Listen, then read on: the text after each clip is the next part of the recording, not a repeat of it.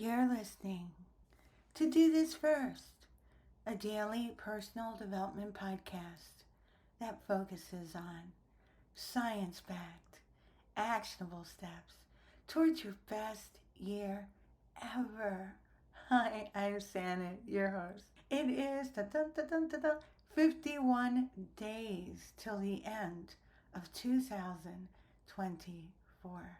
In our previous podcast episodes, we've taken a deep dive into defining our brand's purpose, what problems we're solving, our brand's values and attributes, our brand's audience, primary and segmented. We've also looked at the brand story, the tone, the positioning.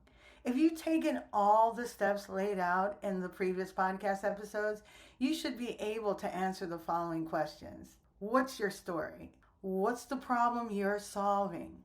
What solution or solutions are you providing? Who is the solution for? How will you provide it?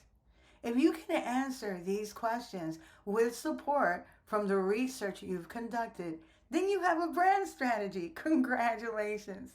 The purpose of a brand strategy is to help us differentiate ourselves from our competitors. It helps us define our audience, which in turn will help us refine our approach and how we connect with our tribe in a meaningful way. The next step on this journey is the content strategy. We touched on the importance of selecting the right message for the right platform or channel, and how consistent messaging across all your communication channels is key. Your content strategy brings everything we've talked about together. It encompasses your brand's presentation across mediated channels. Your content strategy can include blogs, social media, videos, your website, so on and so forth. It's another huge topic, to be honest, and each area deserves its own episode. My purpose today is to provide very practical ways to start shaping your content strategy. Your content strategy will help you differentiate yourself, but you have to be aware that it's crucial to recognize the needs of your potential customers. The content you develop has to add value to your audience. It also has to be shared on the platforms your audience frequent. For your content strategy to succeed, it must encompass all the elements that we talked about. Failing to do so will render it ineffective.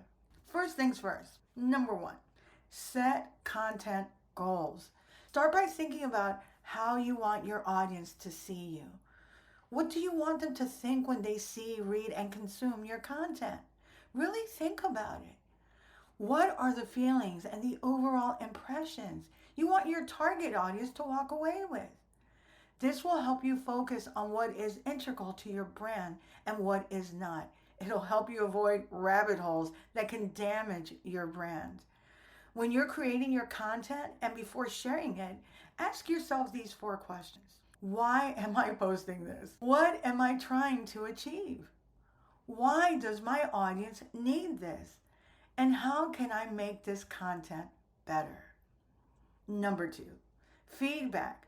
It helps to get feedback from others on their impressions on your content and overall image and positioning. If you can be objective, which I'm really objective, placing yourself in the customer seat can be incredibly helpful. Sometimes, though, you'll need to engage a professional that can provide a 20-point synopsis of your brand and ways to help refine your approach. Number 3, relevancy. What is your audience consuming? What are they wanting to see, hear, or read about? Your content has to be high quality, but also relevant. An epic video or informational blog post might look good, but fail to engage your audience because they're not interested in the subject matter. It's just not the right content for your audience, that's all. Ongoing research is key as taste and sentiment can change. Look at your competitors' content for clues. What is effective with them? Understand that big box brands have an established infrastructure, so they spend a considerable amount of money, as we discussed yesterday, for exposure. Don't compare your results with theirs. Bigger brands are there for actionable research, and that is all. Number 4, CTA. Don't forget the CTA.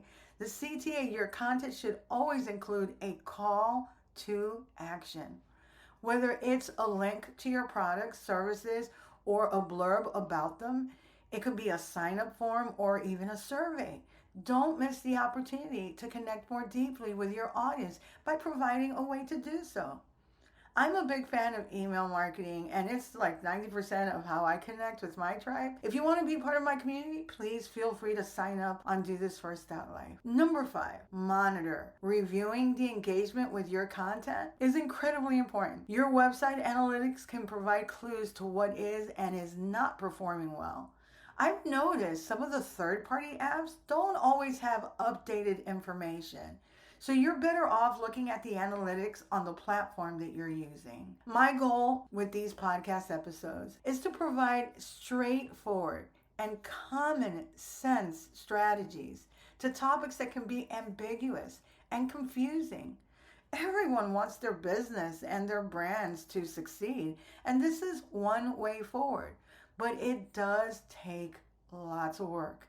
It takes being consistent and continually monitoring your progress. Tomorrow we'll take a deeper dive into several distinct content strategies that can potentially work for your brand. I'm also going to share a little known strategy that is highly effective and easy to implement. It's tempting to cut corners as it pertains to content, as it can be time consuming. However, it is one of the most effective ways of increasing awareness about your brand. Is the success of your company or brand worth the time investment? Only you can answer that. If you like what you're hearing, don't forget to leave a review. You can also read a full transcript of this podcast episode and all of my podcast episodes on my blog, DoThisFirst.life.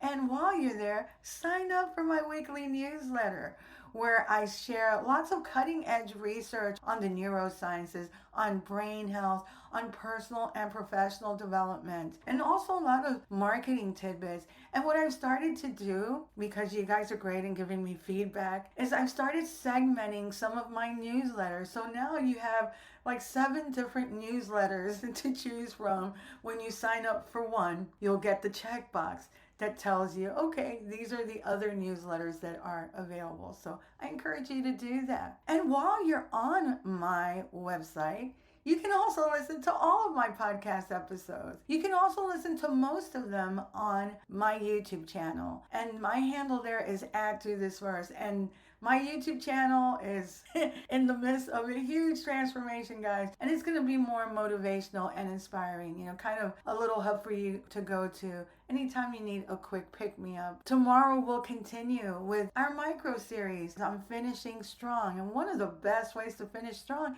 is by building up your business, building up your brand. This is part of my professional development slant on this podcast. Till tomorrow.